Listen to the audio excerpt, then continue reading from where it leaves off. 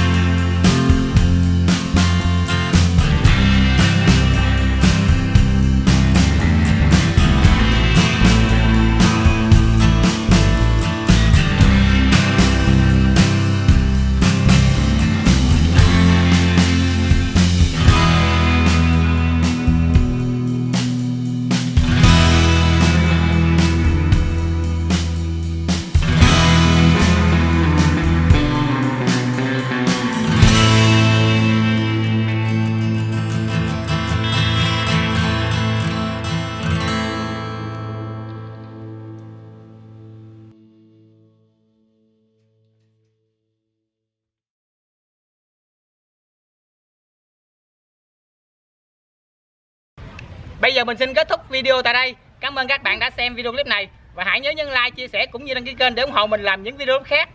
Hẹn gặp lại các bạn.